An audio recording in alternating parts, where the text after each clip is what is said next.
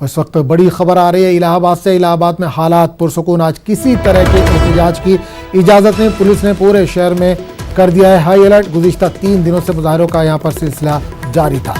250 लोगों पर केस दर्ज किया गया है। 10,000 नामालूम अफराद के खिलाफ मुकदमा दर्ज किया गया। तकरीबन